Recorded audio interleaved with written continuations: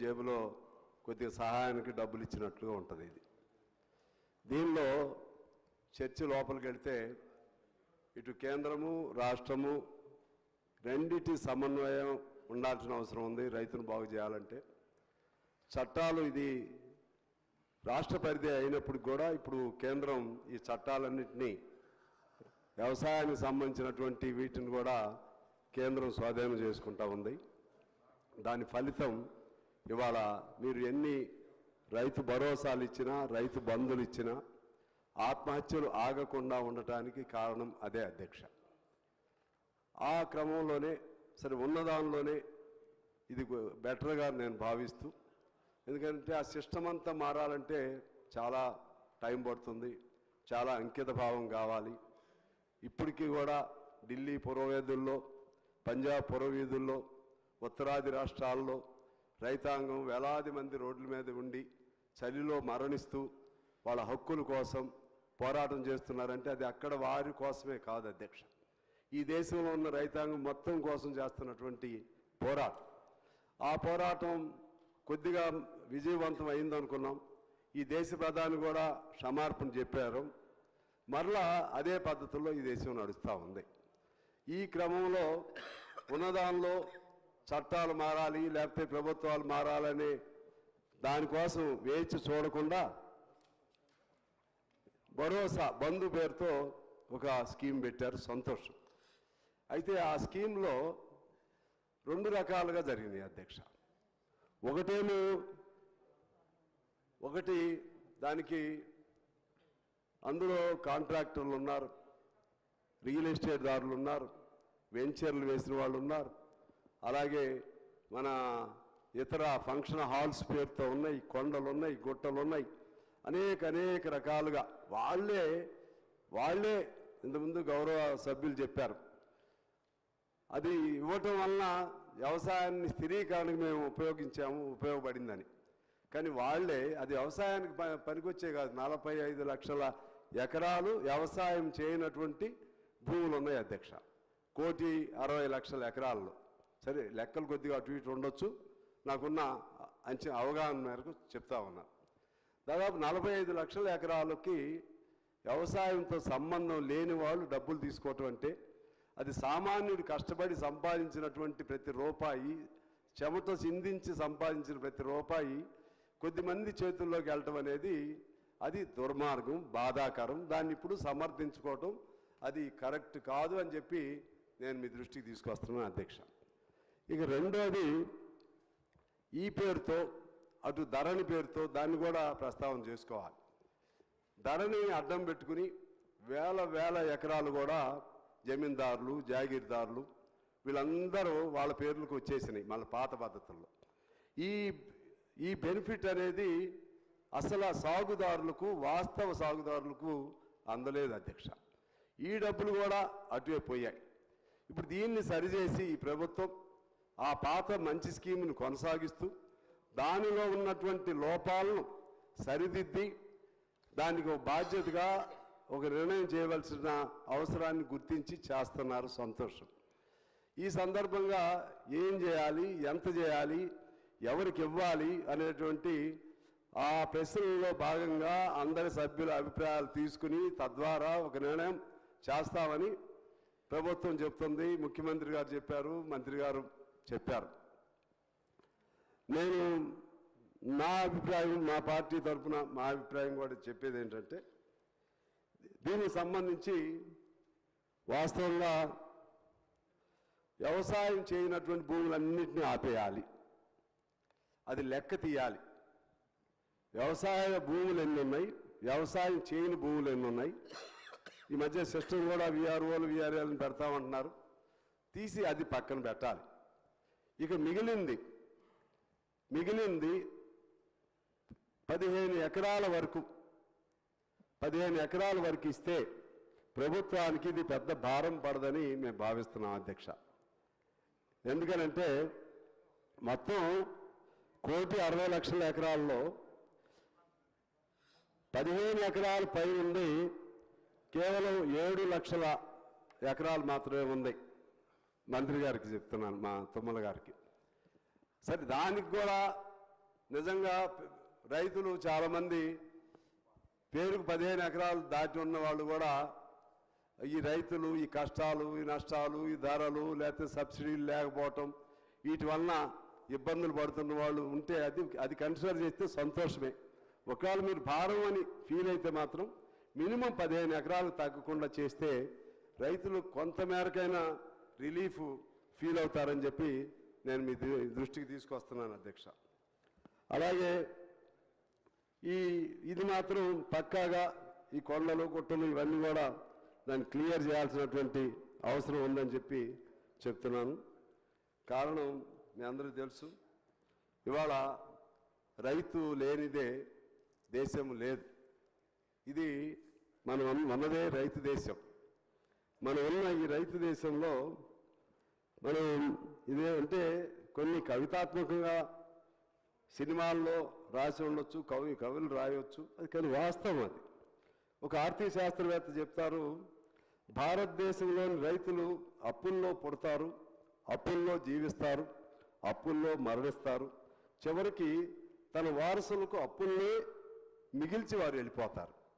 ఇది ఇప్పుడు కూడా కొనసాగుతున్నటువంటి నగ్న సత్యం అధ్యక్ష.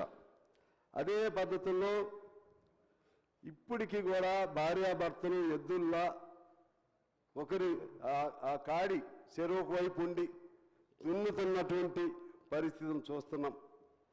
రైతు బిడ్డకు వాడు చదువుకున్న వాడైనా సరే ఉద్యోగం లేదంటే పిల్లని ఇవ్వనటువంటి పరిస్థితులు చూస్తున్నాం. అదేవిధంగా ఒక సినిమాలో చెప్పినట్టుగా పంటశాలల్లో ఒకవైపు పైరుగాలులు, మరోవైపు పైరుగాలుల బదులు చితి మంటలు చూస్తూ ఉన్నాం, ఆత్మహత్యలు. అలాగే మోహన్ బాబు గారి సినిమాలో పాడినట్టుగా పురుగు మందే పెరుగన్నం లాగా అయినట్లుగా ఆఖరికి వ్యవసాయం తెలియని, చెప్పినా వినని, నేర్చుకొని ఓట్ల వేట తప్ప నాట్లు తెలియని పాలకులు ఉన్నటువంటి ఈ కాలంలో రైతు సిలువు మోసే జీసస్ లాగా రైతు త్యాగం చేస్తున్నాడనేది నేను మీ దృష్టికి తీసుకొస్తున్నాను. రైతు కళ్ళల్లో కన్నీరు కాదు కారేది, రక్తం కారుతా ఉంది. ఈ రైతుల్ని బాగు చేయాలంటే ఎలాగనేది ఈ దేశానికి స్వాతంత్రం వచ్చిన దగ్గర నుంచి చర్చ జరుగుతూనే ఉంది.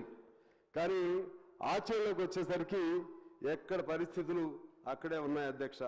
స్వామినాథన్ కమిటీ వేశారు, జైతీ ఘోష్ కమిటీని వేశారు, హుడా కమిటీని వేశారు, రామచన్నారెడ్డి కమిటీని వేశారు, కిరణ్ కుమార్ అనే ఆయన కమిటీని వేశారు. ఎన్ని కమిటీలు వేసినా, ఎన్ని రికమెండేషన్ చేసినా వాటిని అమలు చేసేటువంటి పరిస్థితి లేదు అని చెప్పి నేను మీ దృష్టికి తీసుకొస్తున్నాను. అంటే మీరు కానీ పెద్దలు కానీ అనుకోవచ్చు, రైతు బంధుకు దీనికి సంబంధం ఏముందని. దానికి డైరెక్ట్గా సంబంధం ఉంది కాబట్టి నేను చెప్తున్నాను అధ్యక్ష. రైతు బంధులు ఎన్ని ఇచ్చినారు అనేది కాదు, రైతు భరోసా ఎంత ఇస్తున్నారు అనేది కాదు, అసలు పునాదుల్లోకి వెళ్ళి రైతు సమస్యను పరిష్కారం చేయాల్సిన అవసరం ఉందనే దాంతోనే నేను మీ దృష్టికి తీసుకొస్తున్నాను అధ్యక్ష. జీడిపిలో ఇంతకుముందు ఒక దశలో స్వాతంత్రం వచ్చినప్పుడు వ్యవసాయదారుల వాటా 60% ఉండేది అధ్యక్ష. తర్వాత 3-4 ఏళ్ల క్రితం 19% ఉంది. ఇప్పుడు 15 నుంచి 16% పడిపోయింది అధ్యక్ష. వ్యవసాయ రంగం పైన ఆధారపడిన వాళ్ళు గ్రామాల్లో అంటే విడి పనులు చేసుకోకుండా ఉన్నవాళ్ళు ఇప్పుడు 52% ఇప్పుడు కూడా ఉన్నారు. జీడిపి శాతం పడిపోయినా వ్యవసాయం పైన ఆధారపడి ఉన్నటువంటి వాళ్ళు సగం మంది ఇప్పుడు కూడా ఉన్నారు అధ్యక్ష. ఈ స్థితిలో ఇవాళ ఆత్మహత్యలు కూడా లెక్కకు వచ్చింది. ఆత్మహత్యలకు సంబంధించి గత 30 సంవత్సరాల్లో 3 లక్షల మంది మరణించారు. అందులో ఇప్పుడు వెడగొడితే ఏపీలో 25,000 మంది, తెలంగాణలో 30,000 మంది, అంటే గత 30 సంవత్సరాల లెక్క. గత 10 సంవత్సరాల లెక్క తీసుకుంటే మన తెలంగాణ వచ్చిన తర్వాత కూడా 7,000 మంది తెలంగాణలో మరణించారు. ఇప్పుడు సగటున ఇప్పుడు కూడా నేషనల్ క్రైమ్ రిపోర్ట్ దీని ప్రకారంగా సంవత్సరానికి 640 మంది ఇప్పుడు కూడా మరణిస్తూ ఉన్నారు. ఏది రైతు ఆత్మహత్యలు చేసుకుంటా ఉన్నారు అధ్యక్ష. ఇది ఇప్పుడు జరుగుతున్నటువంటి సత్యం. ఇది ఇది వాస్తవం. ఈ దశలో మనకి సహాయం చేయవలసినటువంటి కేంద్ర ప్రభుత్వం 3 భయానకమైన చట్టాలు తీసుకొచ్చింది. ఒక చట్టం భూముల్ని కాంట్రాక్టర్లకు కార్పొరేట్లకు అప్పజెప్పడానికి ఒక చట్టం. అంటే చివరికి ముందే లీజ్ అనే పేరు చెప్పారు. తర్వాత అసలు లీజ్ ఎందుకు మేమే కొనుక్కుంటామని భూ సంస్కరణలు లేవు, ఏ చట్టాలు లేవు. 500 ఎకరాలు చేస్తే పరిస్థితి వచ్చింది. అందుకనే పంజాబ్ ఆ ప్రాంతంలో రైతులు అంత పెద్ద ఎత్తున దానికి వ్యతిరేకంగా పోరాటం చేశారు అధ్యక్ష. రెండోది మార్కెట్లో కార్పొరేట్లకు అప్పచెప్పడం ఇంకో చట్టం ఇది. అంటే ధరలు శాస్త్రబద్ధత లేదు. ఇప్పుడు 19 రకాల ధరలు 19 వస్తువులకి పంటలకి కేంద్రం నిర్ణయిస్తుంది. ఇక వాళ్ళు నిర్ణయించే పని లేదు. మార్కెట్లోకి వాళ్ళకి అప్పచెప్తే ఆ కార్పొరేట్ సంస్థలకి ఏ వస్తువుకి ఎంత ధర అనేది కూడా వాళ్ళే నిర్ణయించుకుంటారు. అంటే పండించేది మనం తెలంగాణలో పంట పండిస్తాం, ధర అక్కడ కూర్చుని వాడు నిర్ణయిస్తాడు, అదానీలో అంబానీలో. ఇది రెండో చట్టం అధ్యక్ష. మూడవ చట్టం నిత్యావసర చట్టం రద్దు. అంటే ఇంతకుముందు దానికి మనకి ఫెయిర్ ట్రేడ్ షాపులు, ప్రజా పంపిణీ వ్యవస్థ ఇది ఉండేది. ఇవాళ అది రద్దు చేయాలని చెప్పి కేంద్ర ప్రభుత్వం చట్టం కూడా తీసుకొస్తుంది. ఆ చట్టం రద్దు చేయటం వలన దానివలన ఇక ఆ ధరలు ఏ వస్తువు ఎంత ధర అనేది కూడా ఇంతకుముందు నియంత్రణ ఉండేది ప్రభుత్వానికి. ఇప్పుడు అది కూడా మార్కెట్లకి అప్పచెప్పేశారు. ఇది 3 ప్రధానంగా. ఇక విద్యుత్తుకు సంబంధించి అది ఇప్పటికీ ఆల్రెడీ వచ్చేస్తుంది. అది కూడా కేంద్రం తన స్వాధీనంలో తీసుకుంది అధ్యక్ష. స్వాధీనంలో తీసుకుని కరెంటు ఎంత ఉత్పత్తి చేయాలి, ఏ కరెంటు ఉత్పత్తి చేయాలి, సెంట్రల్ ఎంత చేయాలి, స్టేట్ ఎంత చేయాలి, ఆ విధమైనటువంటి ఏ దేశాల నుంచి కొనుగోలు చేయాలి, దాని రేట్ ఎంత, దాని టారిఫ్ ఎంత, ఇవన్నీ కూడా ఇప్పుడు కేంద్రం చేతిలోకి వెళ్ళిపోతున్నాయి అధ్యక్ష. ఇంతకుముందు క్రాస్ సబ్సిడీ ఇచ్చేవాళ్ళు. క్రాస్ సబ్సిడీ అంటే పై వాళ్ళ దగ్గర పెద్ద పెద్ద పరిశ్రమల వాళ్ళ దగ్గర అదనంగా వసూలు చేసి పేదవాళ్ళకు ఉచిత విద్యుత్తు ఇటువంటి పేరుతో ఇచ్చేదాన్ని క్రాస్ సబ్సిడీ అంటే అక్కడి నుంచి ఇటు క్రాస్ చేసి వీళ్ళకి ఇచ్చేది బైపాస్ లాగా. ఇవాళ అది కూడా ఇక లేదు అధ్యక్ష. ఉచిత విద్య కూడా ఉచిత కరెంటు కూడా తీసేయాలనేటువంటి ఒక భయానకమైనటువంటి కుట్ర ఇవాళ జరుగుతూ ఉంది అధ్యక్ష. ఈ విధంగా అక్కడి నుంచి మనం మార్పు రాకుండా పైన కింద అంతా కలిపి జాగ్రత్తలు తీసుకోకపోతే మనం ఎన్ని బంధులు ఇచ్చినా సరే, ఎన్ని మనం సహాయాలు చేసినా కూడా దానికి న్యాయం జరగదని చెప్పి నేను మీ దృష్టికి తీసుకొస్తా ఉన్నాను. అదేవిధంగా కొన్ని సూచనలు నేను మా పెద్దలు తిమ్మల గారి దృష్టికి తీసుకొస్తా ఉన్నాను. ఇందాక నేను చెప్పినట్లుగా 15 ఎకరాలు అనేది మినిమం ఉండాలి. మీకు అవకాశం ఉంటే వ్యవసాయం చేసే ప్రతి ఒక్కళ్ళు కూడా వ్యవసాయం నిజంగా చేసే వాళ్ళకి 20 ఎకరాలు ఉన్నా కూడా అవన్నీ మనం చూస్తూ ఉన్నాం. ఏమి పెద్ద గిట్టుబాటు ఉండేవి కాదు. కానీ మీరు ఏదో పద్ధతి కావాలంటున్నారు కాబట్టి మేము కూడా ఆలోచన చేసి 15 ఎకరాలు మినిమం చెప్పాం అధ్యక్ష. రెండోది పంట ఉత్పత్తుల ధరలు. స్వామినాథన్ సిఫార్సు ఆయన ఏం చెప్పారంటే పంట పెట్టుబడి ఎకరాకి మనం 10,000 పెడితే ఇంకొక 5,000 కలిపి ఉజ్జాయింపుగా చెప్తున్నాను. అంటే పెట్టుబడికి ఇంకో సగం కలిపి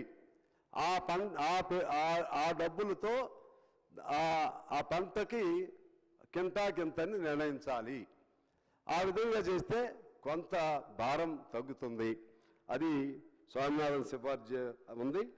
అది పైన కేంద్రం ఎట్లున్నా సరే మన రాష్ట్రంలో అమలు చేయడానికి ఏమన్నా అవకాశం ఉంటుందేమో ప్రయత్నం చేస్తే మీరు ఇచ్చే ఈ భరోసా కంటే అది ఇంకా బాగుంటుందని నేను మనవి చేసుకుంటా ఉన్నాను అధ్యక్ష. అదే పద్ధతుల్లో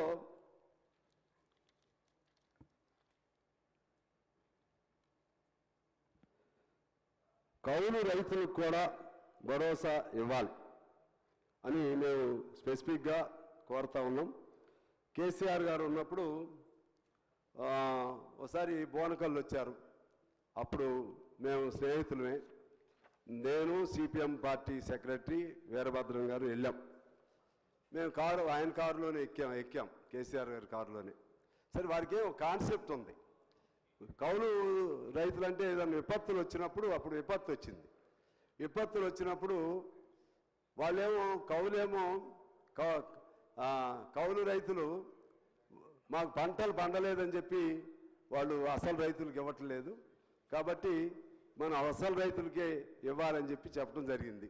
ఆడికి వెళ్ళి విచారణ చేసినప్పుడు రైతులందరూ చాలామంది పోగారు. నేను 20 ఎకరాలు వేసాను, నేను 25 ఎకరాలు వేసాను అని చెప్తున్నారు. అప్పుడు కేసీఆర్ గారు అడిగారు, ఇది మీ సొంతమేనా అని. లేదండి, మేము కౌలుకి తీసుకున్నాం, మా సొంతం ఎకరమే ఉంది. ఎక్కడ ఉంటారు వాళ్ళు? ఖమ్మంలో ఉంటారు. అయితే మీ జిల్లాలో పరిస్థితి వేరేగా ఉంది, ఖచ్చితంగా ఎంతో కొంత వాళ్ళకు కూడా కౌలుదారులు కూడా ఏర్పాటు చేద్దామని చెప్పి వారు చెప్పడం జరిగింది. అప్పటికప్పుడే జీవో కూడా ఇష్యూ చేయడం జరిగింది అధ్యక్ష. అందువలన కౌలుదారులకు అనేది మరి మొత్తం అది అమలైందా లేదో నాకు తెలియదు, కానీ కౌలుదారులకు కూడా ఇది అమలు చేయాలి. 2011లోనే కాంగ్రెస్ ప్రభుత్వమే కౌలుదారుల చట్టం తీసుకొచ్చింది అధ్యక్ష. అందుకని మీరు ఎట్లా ఏ పద్ధతుల్లో రైతుని కౌలుదారుని ఏ పద్ధతిలో సమన్వయం చేస్తారో ప్లాన్ చేసి కౌలుదారులకు కానీ లేకపోతే ఇతర వాస్తవ సాగుదారులకు కూడా ఆ విపత్తులు కానీ ఆ నష్టాలు కానీ వచ్చినప్పుడు వాళ్ళకు ఉపయోగం ఉండే విధంగా చర్యలు తీసుకోవాలని చెప్పి నేను కోరుతా ఉన్నాను. అదేవిధంగా కోనేరు రంగారావు సిఫార్సు ప్రకారం 5 ఎకరాల లోపు ఎవరైనా పేదవాళ్ళు అసైన్మెంట్ భూములు కొనుగోలు చేసుకుంటే వాళ్ళకి పట్టాలు ఇవ్వాలని చెప్పి ఆనాడు కోనేరు రంగారావు గారు సిఫార్సు చేశారు. ఆ ప్రకారంగా పేదవాళ్ళు ఎవరైనా ఉంటే వాళ్ళకు కూడా ఆ అసైన్మెంటు వాళ్ళకు వచ్చేటివి చూసి, ఎందుకంటే ఇప్పుడు ఆ పిఓటీలో వేసేసారు సార్ మంత్రి గారు, పిఓటీలో వేశారు. ఇప్పుడు దాన్ని పిఓటీలో వేస్తే ఎవరికి కూడా ఏమి రాదు, దాన్ని తొందరగా బయటకు తీసి ఆ విధంగా దాన్ని చేయాలని చెప్పి నేను మీ దృష్టికి తీసుకొస్తున్నాను. అదేవిధంగా సెక్షన్ 10లో నేను పెట్టిన దానిలో ఆ కాస్తు కాలాన్ని తిరిగి పునరుద్ధరణ చేయాలని చెప్పి నేను కోరుతా ఉన్నాను. కాస్తు కాలం లేకపోతే అనేక మంది దొరలు మన దగ్గర రేగళ్ళు లాంటి దొరలు ఇటువంటి వాళ్ళందరూ కూడా ఈ డబ్బులన్నీ వాళ్ళ దగ్గరికి వెళ్ళిపోయినాయి, జమీందారుల దగ్గరికి వెళ్ళిపోయినాయి, భూమి వీళ్ళ చేతుల్లో ఉంది. అందువల్ల అది కూడా మీరు దానికి లింకప్ చేసుకుని అటువంటి వాళ్ళకు కూడా న్యాయంగా ఉండే విధంగా చేయాలని నేను కోరుతున్నాను. దేవాలయ భూములు, వక్ భూములు సాగుదారులకి, అంబసత్రం లాంటి ఖమ్మం కొత్తగూడెం ప్రాంతంలో ఉంటాయి వాళ్ళందరికీ కూడా అవకాశం ఇచ్చే విధంగా రుణ గుర్తింపు కార్డు ఇచ్చి వాళ్ళకు కూడా ఈ భరోసాని అప్లై చేయాలని చెప్పి మేము కోరుతున్నాం. అలాగే 9, 17, 23 వరకు సాదా బైనామాలను అంగీకరించి వారందరికీ కూడా భరోసా ఇవ్వాలని కోరుతున్నాం. సెక్షన్ 4Aలో సాగుదారులను గుర్తించి వారి హక్కులు కాపాడే విధంగా వారికి కూడా కాలం ఏర్పాటు చేసి వారికి కూడా ఇవ్వాలని, ఇటువంటి అన్ని పోడు భూములు, బంచరాయి భూములు, అటవీ భూములు, ప్రభుత్వ భూములు, సీలింగ్ భూములు, అసైన్మెంట్ భూములు, వీళ్ళందరికీ కూడా ఏ ఒక్కరికి కూడా మిస్ కాకుండా వాళ్ళందరూ కూడా ఇవ్వాలని చెప్పి నేను మీ ద్వారా కోరుతున్నాను. దానికి పెద్ద మెకానిజం అవసరం ఉంటుంది, అది జాగ్రత్త చేసుకుంటూ చేయాలని కోరుతా ఉన్నాను అధ్యక్ష.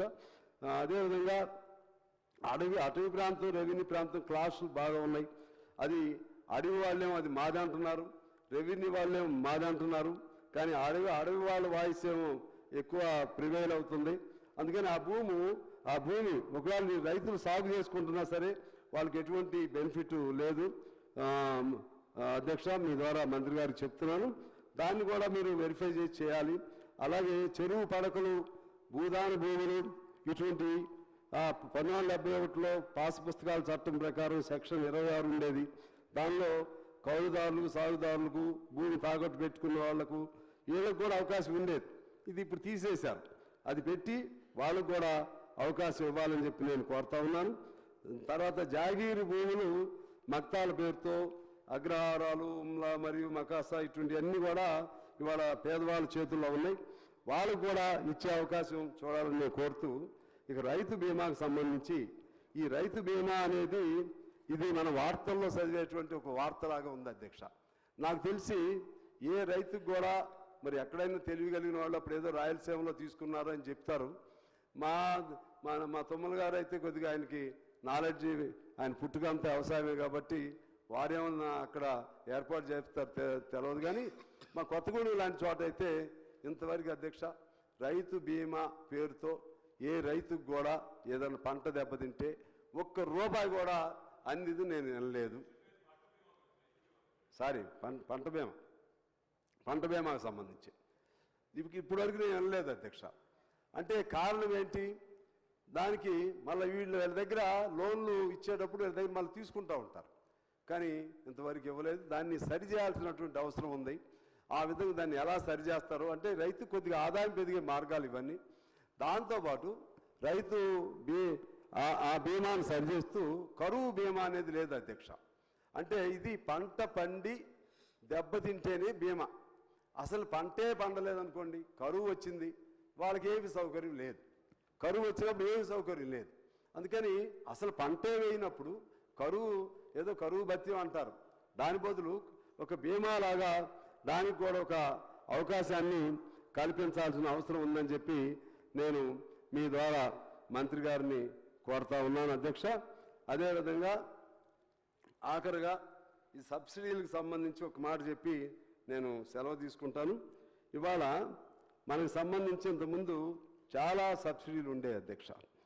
మనకి ప్రీమియం సబ్సిడీ ఉండేది, పంట రుణాలపై వడ్డీల రాయితీ సబ్సిడీ ఉండేది, సూక్ష్మనీటి పరికరాల సబ్సిడీ ఉండేది, ఉద్యాన పంటకు సబ్సిడీ ఉండేది, ఇంకా ఇప్పుడు నేను చెప్పిన పంటల బీమా లాంటివి ఉండేవి. ఇప్పుడు ఏ సబ్సిడీ లేదు అధ్యక్ష. అన్ని సబ్సిడీలు తీసేస్తున్నారు, అన్ని సబ్సిడీలు ఆ విధంగా తీసేసి అదంతా రైతుకి విపరీతమైన, అంటే ప్రతి వస్తువు ఎరువులు కొనుక్కోవాలన్నా ఇన్పుట్స్ కొనుక్కోవాలన్నా అవన్నీ విపరీతంగా పెరుగుతున్నాయి. ఇంతకుముందు నేను ముందు చెప్పినట్లుగా మనం దోపిడీ చేస్తారు, మన సంతోషం కోసం జేబులో పెట్టేటువంటి పద్ధతిగా ఉంది. ఆ విధంగా నేను చెప్పినటువంటి ఇన్పుట్ సబ్సిడీలు ఇటువంటివన్నీ కూడా తిరిగి పునరుద్ధరణ చేయాల్సినటువంటి అవసరం ఉంది అధ్యక్ష. మీకు నేను ఒక పాయింట్ చెప్పి నేను సెలవు తీసుకుంటాను అధ్యక్ష. ఇప్పుడు బాగా అడ్వాన్స్డ్ కంట్రీస్లో కూడా సబ్సిడీలు ఎలా ఇస్తున్నారంటే జపాన్లో 90% ఇస్తున్నారు అధ్యక్ష, అమెరికాలో 80% ఇస్తున్నారు, యూరోప్లో 48% ఇస్తున్నారు, కొలంబియాలో 61% ఇస్తున్నారు, చైనాలో 37% ఇస్తున్నారు, పాకిస్తాన్లో 26% ఇస్తున్నారు. మనకి కేవలం 3% మాత్రమే సబ్సిడీ భారతదేశంలో ఉంది అధ్యక్ష. అలాగే 2009 నాటికి 1,19,000 కోట్ల రూపాయలు రాయితీలు ఉంటే మనకి ఇవాళ కేవలం 5-6 వేల కోట్లకే రాయితీలకు పడిపోయింది. అంటే వ్యవసాయ రంగాన్ని ఈ విధంగా నిర్లక్ష్యం పై నుంచి కింద వరకు చేస్తూ ఉండి, ఈ కేవలం బోనస్ నేనేం వద్దంటలేదు, బోనస్ ఉండాల్సిందే. ఈ బోనస్తోనే సంతృప్తి పడమని మిగిలిన పద్ధతుల్లో మొత్తం కూడా కార్పొరేట్ సంస్థలకి ఆ విధంగా దోపిడీ చేసి పెడతా ఉంటే ఇక ఈ దేశం ఆత్మహత్యలు కాకుండా ఆపటం ఎవరి తరం కాదు. కాకపోతే సంఖ్య తగ్గొచ్చు, ఇప్పుడు కొద్దిగా ఆదాయం ఏదో ఇప్పుడు ఈ భరోసా పేరుతో కొంత బోనస్ పేరుతో కొంత ఉండొచ్చు, కానీ గౌరవప్రదమైనటువంటి జీవితం ఆ రైతు కొడుకు కూడా పిల్లనివ్వచ్చు. రైతు అనేవాడు ఆత్మగౌరవంతో సమాజంలో అందరికంటే ఆత్మవిశ్వాసంతో ఆత్మగౌరవంతో బ్రతుకుతాడు అనేటువంటి ఒక ఎంపవర్మెంట్ దాన్ని తెలుగులో ఏమంటారు నాకు తెలియదు, అటువంటి అంటే ఆత్మగౌరవం ఉండే విధంగా రైతు జీవితం ఉండాలని చెప్పి ఆ విధమైన చర్యలు తీసుకోవాలని నేను కోరుతూ, అలాగే ముందు నేను చెప్పినట్లుగా ఈ అన్ని సిఫార్సులు ఇప్పుడు నేను చెప్పినవన్నీ కూడా దాన్ని పరిగణలో తీసుకుని అందరికీ న్యాయబద్ధంగా సాధ్యమైన మేరకు పెంచినది ఇవ్వాల్సిన అవసరం ఉందని చెప్పి తెలియజేస్తూ, వీళ్ళకి మాత్రం ఈ ఫారెస్టులు లేకపోతే కొండలు గుట్టలు కాంట్రాక్టులు వాళ్ళు కూడా నవ్వుకున్నారు మాకెందుకని చెప్పి. అది మాత్రం మీరు విడగొడితే మీకు చాలా కలిసి వస్తుంది. ఈ సలహా మా పార్టీ తరపుగా ఒక ఎమ్మెల్యే